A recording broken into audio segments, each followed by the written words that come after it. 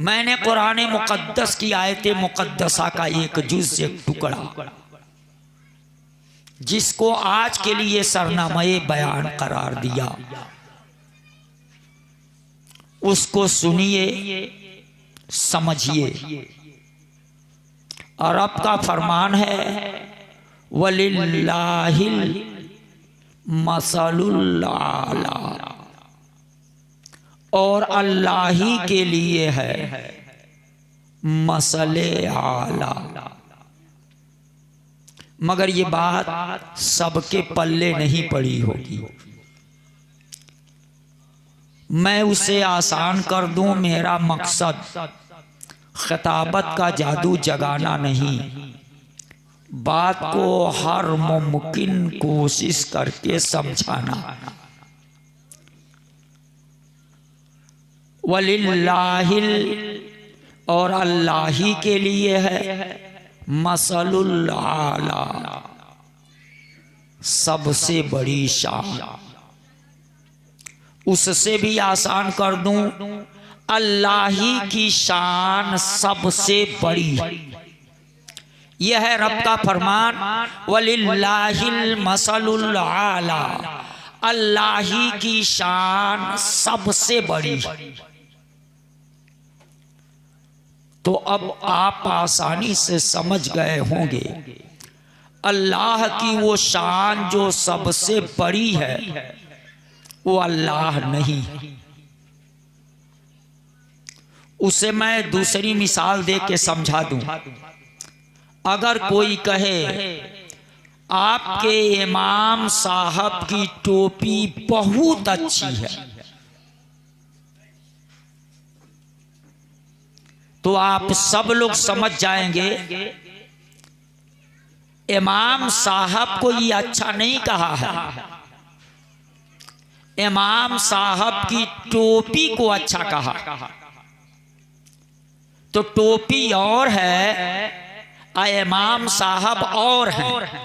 तो जैसे ये कहा जाए आपके इमाम साहब की टोपी अच्छी है या कीमती है, तो आप समझ जाएंगे इमाम साहब की जात अपनी एक जात है, और उनकी कुछ चीजें हैं, उसमें से एक चीज उनकी टोपी है। उनकी टोपी की बात कर रहा है कि उनकी टोपी कीमती है, उनकी टोपी अच्छी है, मगर वो टोपी इमाम नहीं है।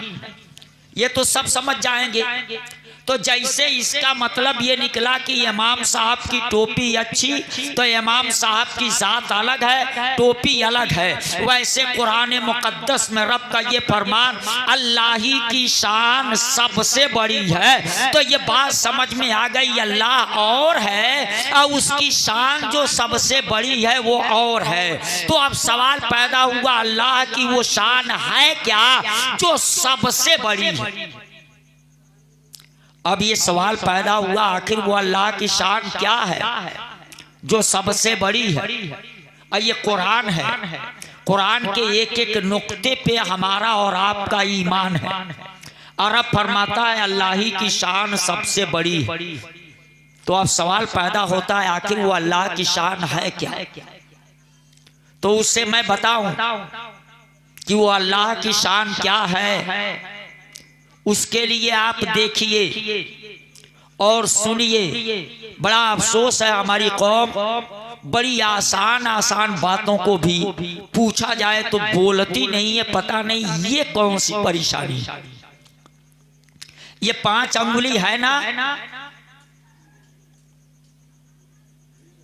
5 है ना, देख रहे हैं आप लोग? मैं 5 अंगुली दिखला रहा हूं। अब बताइए, इस पे आप नहीं बोलेंगे तो मैं समझूंगा ना, या तो ये समझा नहीं या ये गूंगा है, क्योंकि ऐसी बात नहीं पूछा। ये तो छोटे बच्चे को भी दिखलाओ, अब पूछो ये कै अंगुली है, तो हमको लगता है वो भी बोल देगा, वो भी बता देगा। इसीलिए मैं कहा आप देखिए भी और आप बोलिए भी, ताकि मैं अपनी बात आपको आसानी से समझा सकूं। ये कितनी अंगुली है? 3। आप देख लीजिए ये 3 है। मैं वही समझाने के लिए इस बात को पेश कर रहा हूँ कि अल्लाह की शान सबसे बड़ी है। तो अल्लाह की वो शान है क्या जो सबसे बड़ी है? वो शान क्या है? उसका नाम क्या है? तो मुसलमानों, ये 2 3, एक है इलाहियत, एक है नबूवत, एक है वलायत, एक है अल्लाह, दूसरे नबीउल्लाह, तीसरे वलीउल्लाह। मुसलमानों, अल्लाह को किसी ने नहीं देखा, अल्लाह को किसी ने नहीं देखा।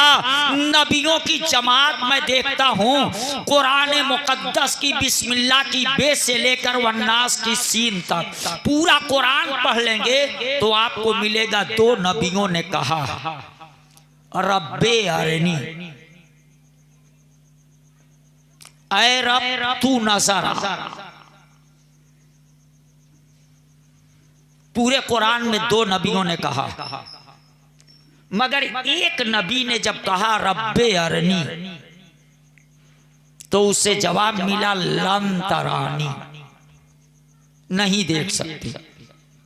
मगर दूसरे को लन तरानी का जवाब नहीं मिला,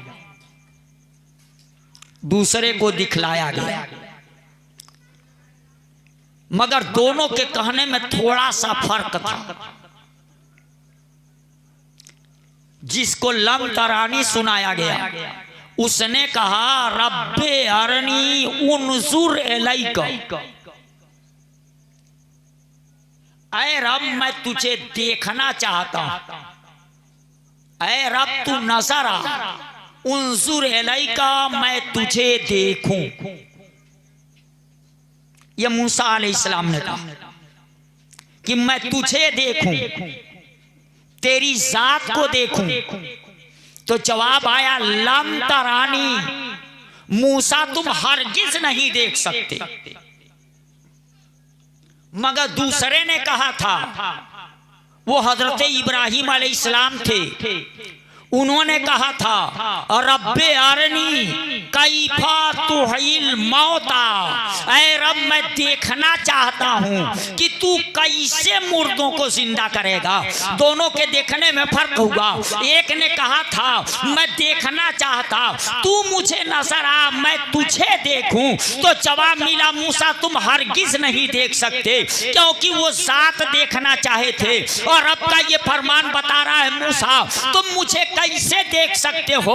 अरे मेरी जात को वो देखे जो मेरी जात का मज़हर बन करके गया हो। सारे नबी मेरी सिफात के मज़हर बन करके गए हैं, तुम भी सिफत इलाही के मज़हर बन करके गए हो। तो सिफत देखने की बात करते तो दिखला दिया जाता, मगर मज़हर बने हो सिफत के और देखना चाहते हो जात, ये मुमकिन ही नहीं है। जो सिफत का मज़हर हो वो जात कैसे देखेगा? तो रब ने फरमाया तुम हरगिज नहीं देख सकते। मगर इब्राहिम अलैहिस्सलाम ने कहा था रब्बे अरनी कैफा तुहिल मौता, ऐ रब मैं देखना चाहता हूँ मगर तुझे नहीं देखना चाहता। मैं तेरी ये सिफत देखना चाहता कि तू कैसे मुर्दों को जिंदा करेगा, कैसे मुर्दों को जिलाएगा, मैं ये देखना चाहता। तो ये खुदा की जात नहीं है, ये खुदा की सिफत है कि तू कैसे मुर्दों को जिंदा करेगा। तो रब्बे कायनात ने पूछा था मेरे खलील क्या तुझे यकीन नहीं है? तो उन्होंने कहा क्यों नहीं, मगर इत्मीनाने कल्बी के लिए मैं देखना चाहता कि तू कैसे मुर्दों को जिंदा करेगा। तो ये कुरान में पूरा तफसील से वाक़या वहीं जाकर के देखिए जहां इब्राहिम अलैहिस्सलाम का ये कहना है कि अरे मैं देखना चाहता रब्बे अरनी कैफा तुहिल मौता। अब यहाँ से पूरा वाक़या रब ने फरमाया अगर इत्मीनाने कल्बी के लिए देखना चाहते हो कि मैं कैसे मुर्दों को जिंदा करूँगा तो जाओ 4 तरह के परिंदे लो, 4 तरह, चारों को लाके अपने से मानूस कर लो। अब मानूस करने के बाद उन चारों को ज़बह कर दो। चारों को ज़बह करके उनकी बोटी बना दो, फिर उनका कीमा कीमा कर दो, कीमा कीमा करके एक में मिला दो, और उसके बाद 4 पहाड़ों पे उस कीमा को रख दो। और रखने के बाद तुम जो 4 परिंदों को लाए, मानूस किए, जिन 4 परिंदों को तूने ज़बह किया उनका नाम लेके एक एक के पुकारो। देखो वो कैसे जिंदा होकर के दौड़ रहे हैं, कैसे तेरे पास आ रहे हैं। मुसलमानों, ये कुरान है, इसका इनकार करके कोई मोमिन रह नहीं सकता। हजरत इब्राहिम अलैहिस्सलाम 4 किस्म के परिंदों को ले आए, और जब 4 किस्म के परिंदों को लाए तो चारों को ज़बह कर दिया, और ज़बह करके उनको बोटी बोटी बनाई, कीमा कीमा किया, आपस में मिलाया, 4 पहाड़ों पे रखा, और 4 पहाड़ों पे रखने के बाद रब का हुक्म हुआ, ऐ मेरे खलील, तुम देखना चाहते हो कि मैं कैसे मुर्दों को जिंदा करूंगा? अरे मैं तुझे क्यों ना ऐसी सलाहियत दे दूं कि तू मुर्दे को पुकारे और मुर्दा दौड़ करके आ जाए। तू मुर्दे को पुकारे, मैं नहीं पुकारूंगा, तू ही उनको बुलाओ। बताओ, वो ज़बह की हुई मुर्गी हो, ज़बह किया हुआ वो परिंदा जिसे बोटी बोटी कर दिया गया, वो मुर्दा ही ना है? अब उस मुर्दे को पुकारने के लिए रब फरमा रहा है अपने खलील से, अब उनको तुम पुकारो, नाम रख करके उनको तुम बुलाओ, उनको तुम पुकारो। और देखो वो कैसे आ जा रहे हैं। हज़रत इब्राहिम अलैहिस्सलाम ने एक एक को पुकारना शुरू किया, और उसके बाद वो सब चले, एक एक करके आए, और इनके पास आ करके हजरत इब्राहिम अलैहिस्सलाम के पास हाजिर हो गए। मुर्दे को जिंदा करने की बात थी, इब्राहिम अलैहिस्सलाम की जुबान में वो असर खुदा ने पैदा कर दिया, वो असर खुदा ने पैदा कर दिया कि इब्राहिम अलैहिस्सलाम पुकारे, और वो परिंदे जिंदा हो गए, दौड़ करके आ गए। इब्राहिम अलैहिस्सलाम को यकीन हो गया, जो खुदा इस पे कादिर है कि मेरी जुबान में वो असर पैदा कर दे कि मैं मुर्दे को पुकारूंगा, वो दौड़ के आ जाए, तो वो खुदा तो बदरजे औला मुर्दों को जिंदा कर देगा। वो अपने किसी बंदे, किसी नबी को ये पावर दे दे कि उसकी जुबान से निकले और मुर्दा जिंदा होकर के आ जाए, वो परिंदा दौड़ करके आ जाए जिसे ज़बह किया जा चुका है, कीमा कीमा किया जा चुका है, तो वो रब्बे कायनात तो बदरजे औला मुर्दों को जिंदा कर देगा। मुसलमानों, उनको दिखला दिया गया, मगर ये ज़ात देखना चाहे थे, इसलिए वह ज़ात तो वो देखे जो मेरी ज़ात का मजहर बन के गया। खुदा की ज़ात के मजहर वो मुस्तफ़ा जाने रहमत, जो नबियों के नबी, रसूलों के रसूल, वो रसूल आज़म, वो खुदा की ज़ात के मजहर बन करके आए। और सारे नबी खुदा की सिफात के मजहर बन करके आए। यही वजह है कि मेराज की सब सर की आंखों से मुस्तफ़ा ने खुदा की ज़ात को देखा, तो देखा खुदा को किसी ने नहीं, वो अल्लाह है। और जब देखा नहीं तो फिर इलाहियत को कोई समझे कैसे? तो इलाहियत की दलील नबूवत, अब दावा नहीं समझा जाता है, दलील समझी जाती है। दावा जो भी है, मगर जब एक इंसाफ की कुर्सी पर जज बैठता है तो दोनों तरफ से वकील बहस करते हैं और अपने दावे को सही साबित करने के लिए दलीलें पेश करते हैं। जिसकी दलील मजबूत होती है उसी का दावा मान लिया जाता है, और जिसकी दलील कमजोर हुई उसका दावा फुसफुसा हो जाता है, उसका दावा नहीं तस्लीम किया जाता। तो इलाहियत की दलील नबूवत है। इसलिए मुसलमानों, अब इलाहियत को ना देखो, नबूवत को देखो जो दलील है। और नबी जो है वो अल्लाह की शान है, नबूवत इलाहियत की दलील है, और नबी अल्लाह की शान है। तो सारे के सारे नबी अल्लाह की शान है, सारे नबी अल्लाह की शान है। और जब सारे नबी अल्लाह की शान, तो सवाल पैदा होता है उसमें जो नबियों का है इमाम मुक्तदी से बहरहाल आला होता है, तो कुछ इम्तियाज होनी चाहिए। इम्तियाज ये होनी चाहिए, नहीं तो मुक्तदी और इमाम बराबर हो जाए। और सारे नबी मुक्तदी, अब मेरे आका इमाम, इमामुल अंबिया। तो मुसलमानों, इमाम की कुछ इम्तियाजी शान होगी ना, जिससे समझा जाए कि ये इमाम है। और सारे नबी खुदा की शान, तो मुस्तफ़ा की इम्तियाजी शान क्या है? तो जवाब मिलेगा हाँ, फर्क है मुक्तदी और इमाम में। सारे नबी अल्लाह की शान है, मगर मुस्तफ़ा खुदा की सबसे बड़ी शान है। अब फर्क हो गया, शान और है या सबसे बड़ी शान और है। अब कुरान की वो आयत पढ़ो, वलिल्लाहिल मसलुल आला, अल्लाह ही की शान सबसे बड़ी है, यानी अल्लाह का मुस्तफ़ा सबसे बड़ा है। अल्लाह का मुस्तफ़ा सबसे बड़ा है, उससे बड़ा कोई नहीं है। ला यमकिनु सनाओ कमा काना हक़्क़हू, ला यमकिनु सनाओ कमा काना हक़्क़हू। बादस खुदा बुजुर्ग तुई, किस्सा मुख्तसर। खुदा के बाद अगर सबसे आला, सबसे बुलंदो बाला कोई ज़ात है तो वो ज़ात मुस्तफ़ा की ज़ात। सुभान अल्लाह, बेशक बहुत खूब, बहुत। वलिल्लाहिल मसलुल आला, अल्लाह ही की शान सबसे बड़ी। अल्लाह की शान क्या है? सारे नबी अल्लाह की शान, नबूवत इलाहियत की दलील है। तो सारे नबी तो अल्लाह की शान हो गए, मगर नबियों की शान क्या? उनकी भी अपनी शान होगी ना। सारे नबी तो अल्लाह की शान, मगर खुद उस नबी की शान क्या है? तो हजरात आपको बताऊं, सारे नबी अल्लाह की शान, मुस्तफ़ा अल्लाह की सबसे बड़ी शान।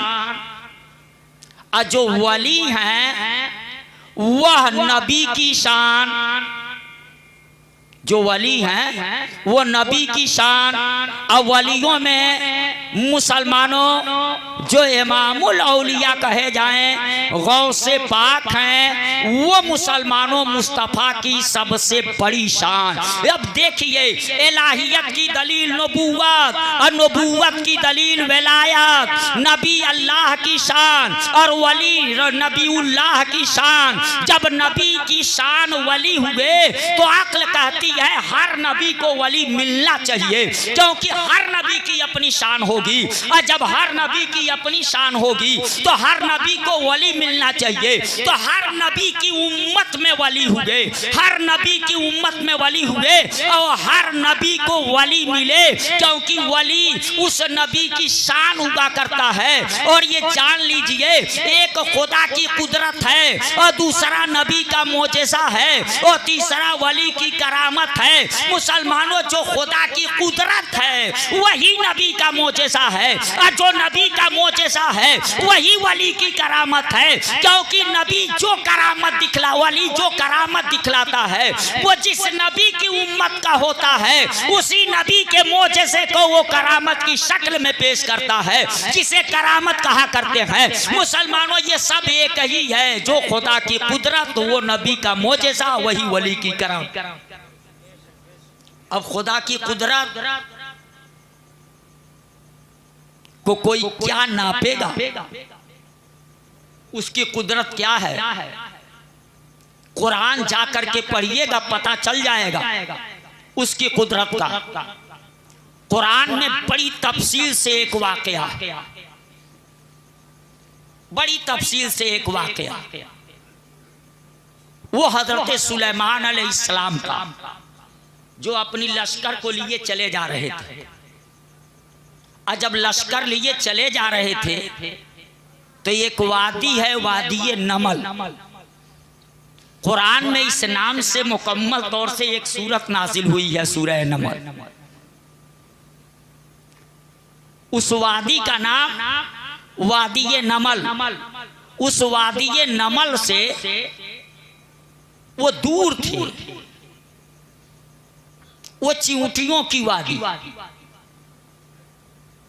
अब जाकर के कल सूरह नमल पढ़िएगा, उसकी तफसीर देखिएगा, आपको पता चल जाएगा। उससे दूर थे। हजरत सुलेमान अलैहिस्सलाम अपनी लश्कर को लेके जा रहे थे, दूर हैं। और चींटियों की सरदारनी ने चींटियों में एक ऐलान किया। ऐलान क्या किया? ऐ चींटियों, तुम सब के सब अपनी अपनी सुराखों में घुस जाओ। किस लिए? इसलिए कि सुलेमान अलैहिस्सलाम अपनी लश्कर के साथ आ रहे हैं, कहीं ऐसा न हो कि अनजाने में तुम कुचल जाओ। चींटी ने यह ऐलान किया। आज इस तरक्की के जमाने में साइंस वाले कोई ऐसी मशीन न बना सके जिस मशीन के जरिए वो चींटी की आवाज हमको सुना दे। ये तरक्की का जमाना कहा जा रहा है। चंद्रयान 3 को चांद पे पहुंचाया जा रहा है। ये बड़ा तरक्की का जमाना समझा जा रहा है।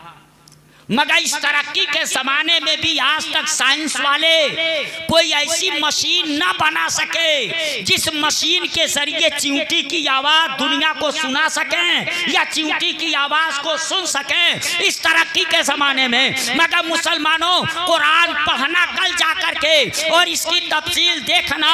हजरत सुलेमान अलैहिस्सलाम अपनी लश्कर के साथ अभी दूर थे।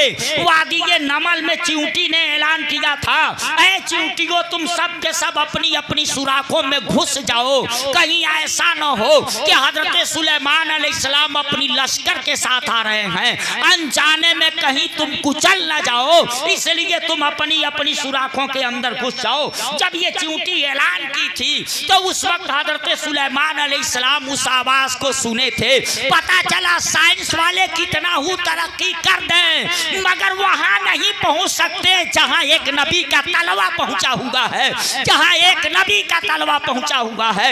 इस तरक्की के जमाने में साइंस वाले बहुत कुछ सुन रहे हैं मगर आज तक चींटी की आवाज सुनने के लिए कोई मशीन न बना सके। सुलेमान अलैहिस्सलाम ने सुना था।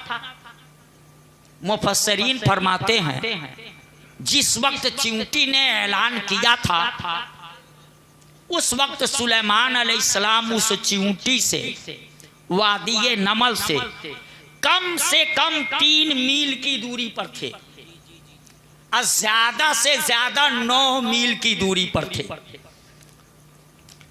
कम से कम ले लो 3 मील वाला। 3 मील की दूरी पर सुलेमान अलैहिस्सलाम हैं और उनसे 3 मील की दूरी पर चींटी है। 3 मील की दूरी पर चींटी बोल रही है। 3 मील की दूरी से एक पैगंबर, एक नबी हजरत सुलेमान अलैहिस्सलाम सुन रहे हैं। मुसलमानों, ये समाअत किसने दिया?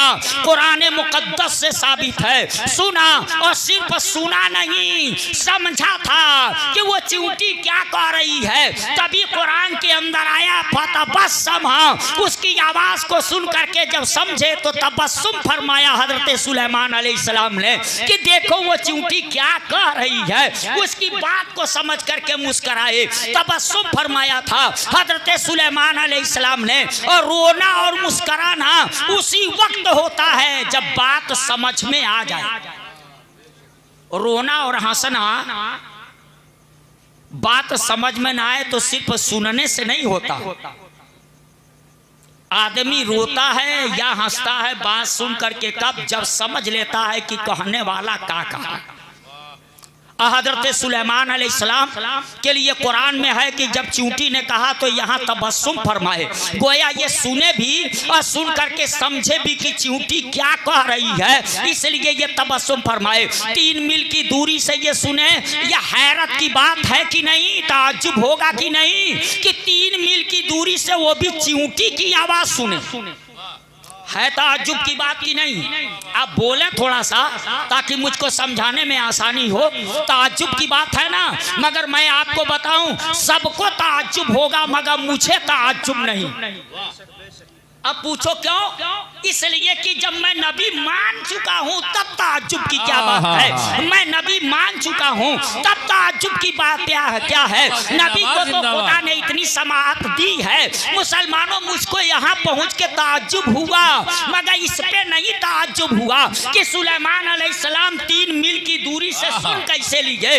मुझको ताज्जुब ये हुआ पहले कि वो इतनी छोटी चींटी सुलेमान अलैहिस्सलाम से 3 मील दूर थी, और जब इतनी छोटी चींटी जो जमीन पे चिपकी हुई है, बीच में कितने नसेबो फरास रहे होंगे, कितनी ऊंच नीच जमीनें रही होंगी। इतनी छोटी चींटी 3 मील की दूरी से इनके लश्कर को देखी कैसे, हमको इस पे ताज्जुब। सुभान अल्लाह, सुभान अल्लाह। लग रहा है आप दिमागी एतबार से, ज़हनी तौर पे आप हासिल नहीं है। माशाअल्लाह, सुभान अल्लाह। आप ज़हनी तौर पे हाजिर नहीं है, नारा लगा, इसलिए मेरी बात नारे मैं बोल के आप तकबीर। लोगों को देख रहा हूँ। थोड़ा बोलिए, नारे तकबीर, और जोर से बोलिए, नारे तकबीर, नारे रिसालत। माशाअल्लाह। मैं बोल के आप लोगों को देख रहा हूँ, कुछ असर है कि नहीं। सुनने का असर होता है। इस वक्त क्रिकेट का विश्व कप चल रहा है। बड़े शौकीन लोग हैं उसकी कमेंट्री सुनने के। सिक्सर वहां लगता है, तालियां यहां बजती हैं, बाउंड्री वहां लगता, कमेंट्री सुनने वाला यहां उछलता है, मगर बाउंड्री लगाने वाला किसी से कहता नहीं है कि तुम उछलो। सिक्सर लगाने वाला कहता नहीं है किसी से कि तुम ताली बजाओ। मगर ये सुनने का असर है। सुना, अपने आप को रोक नहीं पाया, उछल गया, खुशी से झूम पड़ा। और सिर्फ ये नहीं कि इसी का असर होता है। पहली गेंद पे सिक्सर लगा, ताली बजाया, उछला। दूसरी गेंद पे बाउंड्री लगी, अपने आप को रोक नहीं पाया और बोला क्या लवली शॉट है, ये मेरा पसंदीदा शॉट है, क्या शॉट लगाया है, बीच में कोई रोक न सका, बड़ा प्यारा शॉट लगाया है। मुसलमानों अपनी खुशी का इजहार किया, मगर जब तीसरी बॉल पे वो बोल्ड आउट हो गया या कैच आउट हो गया, तो आउट तो वहां हुआ था, मगर यहाँ जैसे ही सुना कि वो आउट हो गया तो ये अपना सर पकड़ लिया, नालायक, नाक कटा के रख दिया, पूरी लोटिया डुबो करके रख दी। तो मुसलमानों, सुनने का असर होता है। तेरी गैरत कहाँ मर गई है मुसलमानों। एक क्रिकेट सुनने वाला सुनता है तो थर्मामीटर नहीं लगाना पड़ता, जो सुना है उसका असर हुआ कि नहीं, उसका एक्सरे नहीं लेना पड़ता है, ब्लड जांच नहीं करना पड़ता है, MRI नहीं कराना पड़ता है, उसके अंदाज को देख के दुनिया समझ जाती है कुछ सुना है और सुनने का असर हुआ है। देखो, अपनी खुशी को रोक नहीं पाया, उछल रहा है, मारे खुशी के झूम रहा है या सर पकड़ के अफसोस कर रहा है। मैं कहूंगा एक क्रिकेट सुनने वाला सुनता है और आप सुनते हो, आपको कोई बात बाउंड्री की तरह कभी नहीं लगी, कोई सिक्सर की तरह कीमती नहीं लगी, और अगर लगी तो फिर उसका असर तेरे ऊपर क्यों नहीं हुआ। अगर असर हुआ तो हमको पता क्यों नहीं चला तुझे देख करके। पता चला इसके ऊपर कुछ असर नहीं पड़ता है। ये मिट्टी की बेजान मूर्त बना के रख दो और पूरी कमेंटरी उसको सुना दो, न कभी वो खुश नजर आएगा न कभी गमगीन दिखाई देगा, हमेशा एक जैसा। तो उसी तरह से आप शुरू से लेके आखिर तक एक जैसे पड़े रहेंगे तो मैं समझूंगा मिट्टी की बेजान मूर्त की तरह से ये इसके ऊपर कोई असर नहीं हो रहा। कुछ तो असर होना चाहिए मुसलमानों। आओ देखो, मैं कहा सुलेमान अलैहिस्सलाम ने सुना, हमको इस पे ताज्जुब नहीं, मगर 3 मील की दूरी से पहले चींटी ने देखा, तभी न कहा कि वो आ रहे हैं अपनी लश्कर के साथ, तुम अपनी अपनी सुराखों में घुस जाओ। तो इस पे पहले ताज्जुब हुआ। इतनी छोटी चींटी, वो तो जमीन पे चिपकी होगी और जमीन नीच ऊंच रही होगी, नशेबो फराज रहे होंगे, बीच में और वादियाँ रही होंगी, उसमें साग सब्जियाँ रही होंगी। इतनी छोटी चिंटी 3 मील की दूरी की लश्कर को कैसे देख ली, इस बात पे ताज्जुब हुआ।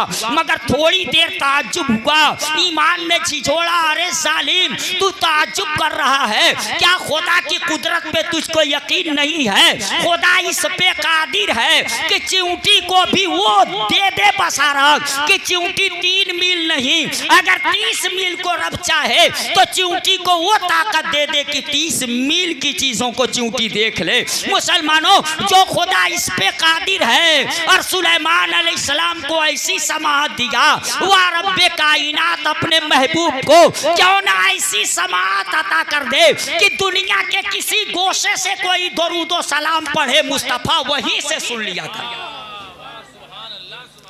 और सुनते मुसलमानों, तो वो खुदा की कुदरत, खुदा इस पे कादिर की चिंटी को भी ऐसी बसारत दे दे, सुलेमान अलैहिस्सलाम को ऐसी समाअत दे दे, वो खुदा की कुदरत। अब वो कुदरत ही है जो नबी का मोजेसा होता। तो अब नबी का मोजेसा कैसा होगा? अब वो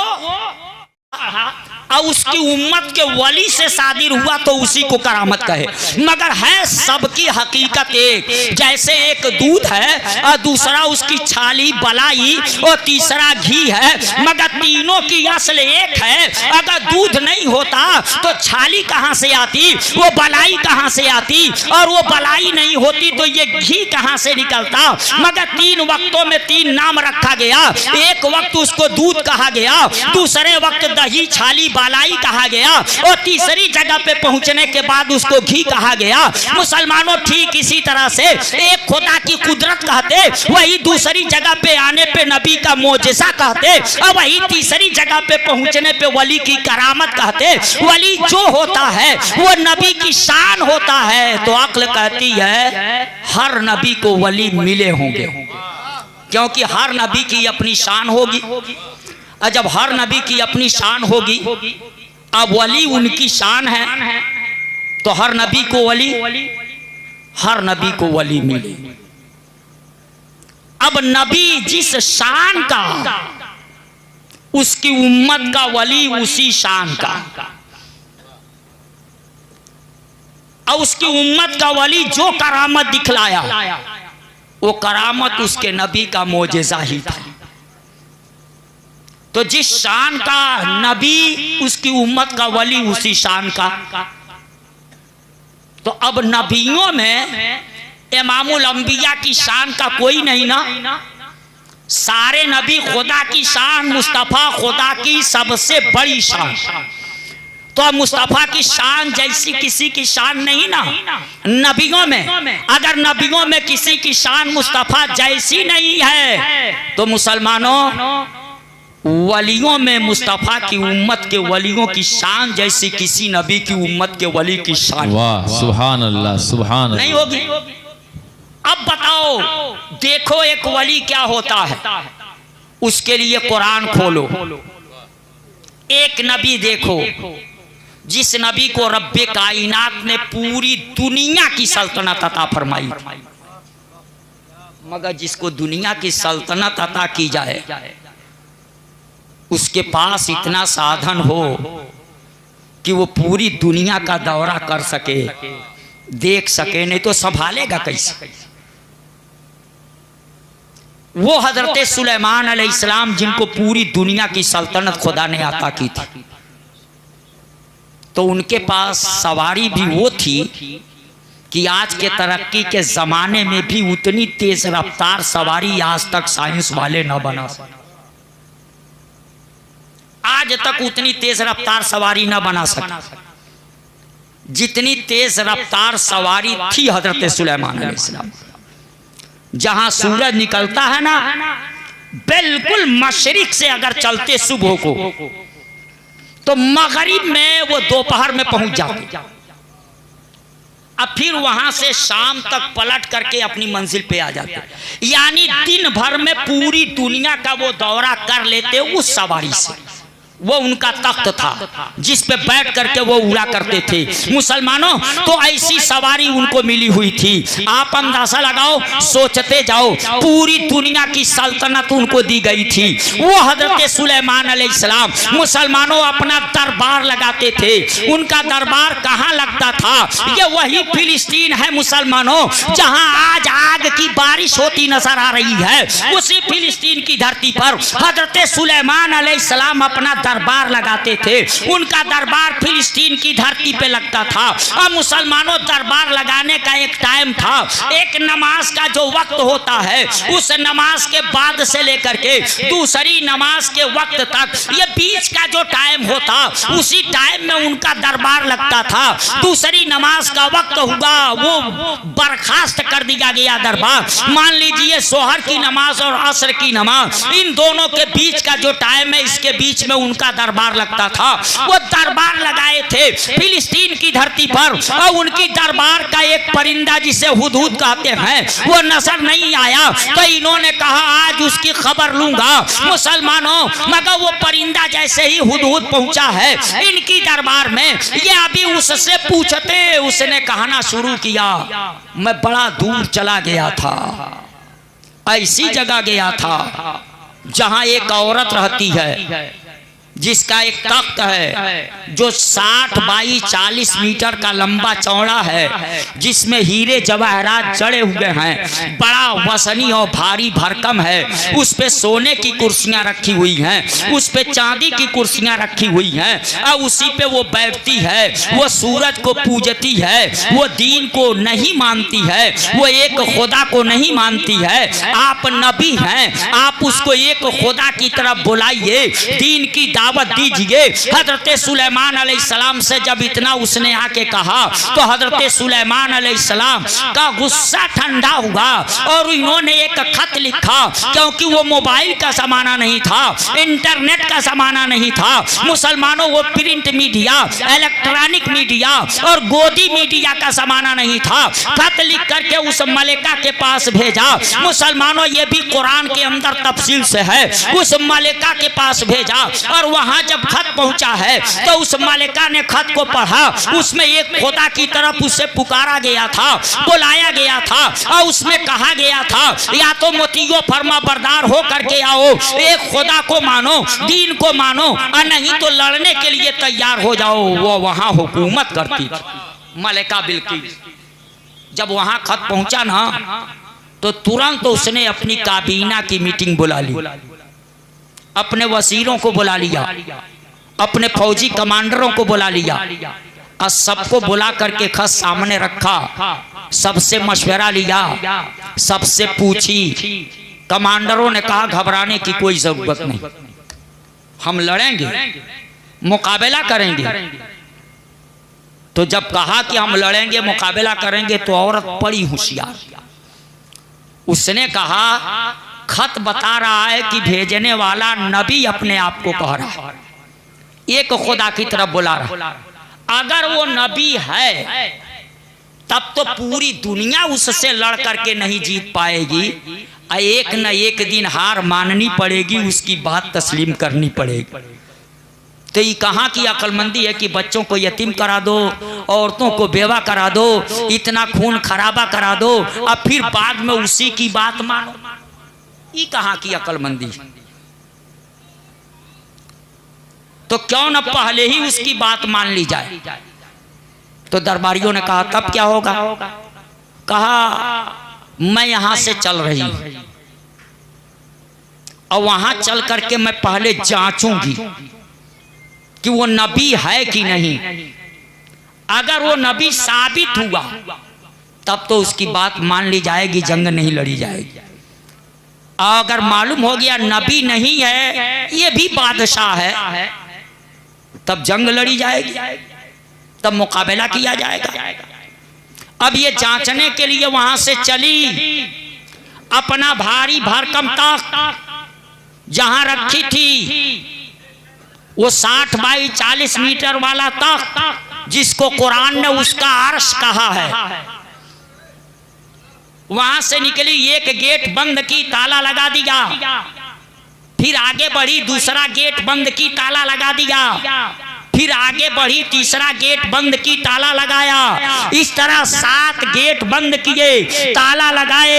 7 गेटों के अंदर उसका भारी भरकम तख्त था और उसके बाद पहरे पे पहरा लगा दिया और वहां से चली वो मोतियो फरमा बरदार हो करके अब सुलेमान अलैहिस्सलाम की दरबार में हाजिरी देने के लिए और इम्तहान लेने के लिए ये नबी हैं कि नहीं है। अगर नबी होंगे तो बात मानी जाएगी, अगर नबी नहीं बादशाह होंगे तो की बात नहीं मानी जाएगी। वहां से चल दी और बताया जाता है मुसलमानों वो कहां रहती थी, एक मुल्क यमन है, उस मुल्क यमन में एक शहर सबा है, उस शहर सबा में वो रहा करती थी। मुल्क यमन के शहर सबा से चली है, कहां चली है, फिलिस्तीन के लिए चली है, जहां खुदा के नबी हजरत सुलेमान अलैहिस्सलाम अपनी दरबार लगाते थे, वहां के लिए चली है। बताया जाता है उस जमाने में जब ट्रेन और प्लेन का जमाना नहीं था, जब सवारियों का ये जमाना नहीं था, उस जमाने के एतबार से फिलिस्तीन से मुल्क यमन जाने में 1 महीने का वक्त लगता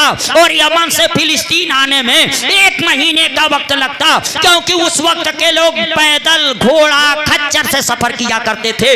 उस जमाने के एतबार से ये 2 महीने का सफर था, आना जाना मिला करके 2 महीने का। वहां से वो चल दी थी, मगर जब वहां से चली तो यहीं से सुलेमान अलैहिस्सलाम को खबर हो गई कि वहां से मलिका बिल्किस चल चुकी है। ये दरबार लगाए थे, उस दरबार में इन्होंने एक ऐलान किया था, किसी नावल में ना देखिएगा, उपन्यास में ना देखिएगा, किसी पत्रिका में ना देखिएगा, कल ही जाकर के कुरान में देखिएगा कि क्या उन्होंने ऐलान किया था। तो कुरान के अंदर है, उन्होंने कहा था या अय्युहल मलाओ अय्युकुम यातीनी बिअर्शिहा क़ब्ला अन यातूनी मुस्लिमीन। कुरान मुकद्दस है मुसलमानों।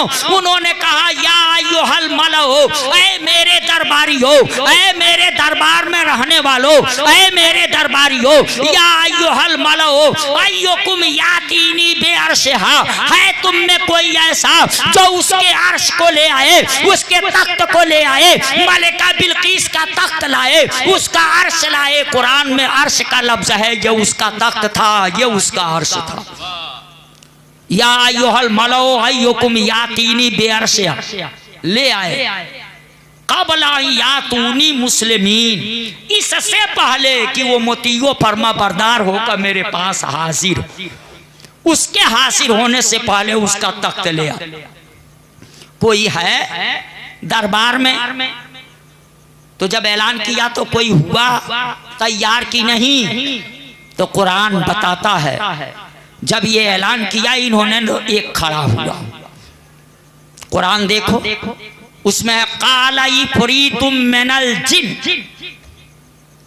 कहा इफरीत ने जो इंसानों में से नहीं था, जिन्नों में से था। उनकी दरबार में जैसे इंसान होते थे वैसे जिन भी हुआ करते थे। तो एक जिन खड़ा हुआ जिसका नाम इफरीत, काला इफरीतुम मिनल जिन, कहा इफरीत ने जो जिन्नों में से था, क्या कहा, अनाती कबही, मैं ले आऊंगा उसके उस अर्श को, मैं लाऊंगा उसके भारी भरकम तख्त को। अनाती कबही क़ब्ला अन तक़ूम मिन मक़ामिका, इससे पहले कि आप ये दरबार लगाए हैं, इस दरबार को बर्खास्त करेंगे, उससे पहले पहले मैं उसका अर्श ला के हाजिर कर दूंगा, उसका तख्त ला करके हाजिर कर दूंगा। वो दरबार 2 घंटा 3 घंटे का अगर लगता था तो गोया उसने कहा कि मैं घंटा 1.5 घंटे में उस तख्त को ला करके हाजिर कर दूंगा। आप ये दरबार बर्खास्त नहीं करेंगे, उससे पहले तख्त को ला करके हाजिर कर दूंगा। कुरान, इफरीत ने इस काम को किया, मगर सुलेमान अलैहिस्सलाम ने उससे ये काम नहीं लिया, कहा बैठ जा। मैं सोच में पड़ गया, यार इतना जल्दी लाने को तैयार है, फिर उसको बैठाया क्यों सुलेमान अलैहिस्सलाम ने? तो जवाब मिलेगा तुझको नहीं पता, मगर सुलेमान अलैहिस्सलाम को पता था। हमारी दरबार में तो इससे भी कम टाइम में लाने वाला बैठा, उनको ये इल्म था कि मेरी दरबार में तो इससे भी कम टाइम में लाने वाला बैठा। कहा भाई बैठा दिया। जब बैठा दिया तो अब दूसरा खड़ा होगा जो कम टाइम में लाने वाला बैठा था, वो खड़ा हुआ। उसने क्या कहा? तो कुरान में रब फरमाता वो कौन था, क्या कहा? क़ालल्लज़ी इंदहु इल्मुम मिनल किताब। अब उसने कहा जो किताबे इलाही से कुछ इल्म रखता था, पूरी किताबे इलाही का नहीं, किताबे इलाही से कुछ इल्म रखता था, उसने कहा क़ालल्लज़ी इंदहु इल्मुम मिनल किताब। क्या कहा? अना आतीका बिही, उसके तख्त को मैं लाऊंगा, उसका अर्श मैं लाऊंगा। कितने टाइम में लाऊंगा? अना आतीका बिही क़ब्ल अन यर्तद्द इलैका तरफुक, पलक झपकने से पहले लाऊंगा। कहा उस तख्त को मैं लाऊंगा, झपकने से पहले लाऊंगा। कहां से लाना है और कहां ले आना है? तो मुसलमानों मुल्क यमन के शहर सबा से लाना है। क्या लेकर के आना है? 60 बाई 40 मीटर का लंबा चौड़ा तख्त लेकर के आना है, जिसमें हीरे जवाहरात जड़े हुए हैं, जिसपे सोने की कुर्सियां हैं, जिसपे चांदी की कुर्सियां हैं। जमाना ट्रेन का नहीं है, जमाना प्लेन का नहीं है। और टाइम कितना लिया? पलक झपकने से पहले लाऊंगा। मुसलमानों जरा अंदाजा लगा लेना, सोच लेना ये कौन था? हजरत सुलेमान अलैहिस्सलाम की उम्मत का एक वली था। अब मैं कहूंगा वली जिस नबी की उम्मत का होता है, वो नबी जिस शान की होगा, उसकी उम्मत का वली उसी शान का होगा। तो सुलेमान अलैहिस्सलाम की उम्मत के वली की ये शान है मुसलमानों कि फिलिस्तीन में बैठे और मुल्क यमन के शहर सबा से इतना वजनी और भारी भरकम तख्त लाने के लिए कहे और कहे कि पलक झपकते लाऊंगा। और कहा था दुनिया ने उसको दरबार से जाते भी नहीं देखा और दुनिया ने उसको दरबार में आते भी नहीं देखा। इतना कहा और तख्त दरबार में हासिल कर दिया। पता चला न उसको जाना पड़ा था न आना पड़ा था, और यहीं से तख्त को ला करके हासिल कर दिया। जब सुलेमान अलैहिस्सलाम की उम्मत के एक वली की ये शान होगी तो मुसलमानों नबियों के इमाम इमामुल अंबिया की उम्मत के वली नहीं, बल्कि वो इंसान, वो गौसे आज़म मुसलमानों, वो गौसे आज़म जिनकी शान मुफ्ती आज़म हिंद अलैहि रहमत और इस्वा अपने नस्म में, सिल्के नस्म में पिरो करके कहते हैं, खिला मेरे दिल की कली गौसे आज़म, खिला मेरे दिल की कली गौसे आज़म, मिटा कल्ब की बेकली गौसे आज़म, मिटा कल्ब की बेकली गौसे आज़म। सदागर यहाँ मैं न दूं तो कहाँ दूं, सदागर यहाँ मैं न दूं तो कहाँ दूं। कोई और भी है गली गौसे आज़म, कोई और भी है गली गौसे आज़म। कदम गर्दने औलिया पर है तेरा, कदम गर्दने औलिया पर है तेरा। तू है रब का ऐसा वली गौसे आज़म। नारे तकबीर, नारे रिसालत, उलमाए अहले सुन्नत, जश्ने गौसे आज़म हजरत अल्लामा कमरुद्दीन साहब क़िबला। अब उसी वाक़े पे आइए। जब इन्होंने कहा कौन है जो तख्त लाएगा, तो लाने वाला वही था, उनकी उम्मत का वली। कहा मैं लाऊंगा, पलक झपकते लाऊंगा, और उसने ला करके हासिल किया। ना जाना पड़ा ना आना पड़ा। अक्ल कहती है गौस के गुलामों अपने मुकद्दर पे नाज करो। जब सुलेमान अलैहिस्सलाम की एक उम्मत के वली को न जाना पड़ रहा है यमन, न आना पड़ रहा है, और वहां का इतना भारी तख्त यहाँ पहुंचा दे रहा है, तो तुम भी दुनिया के किसी गोशे से दिल से गौसे पाक को पुकारो। न गौसे पाक को आने की जरूरत है न जाने की जरूरत है, हर वक्त वो तेरे पास हाजिर मिले।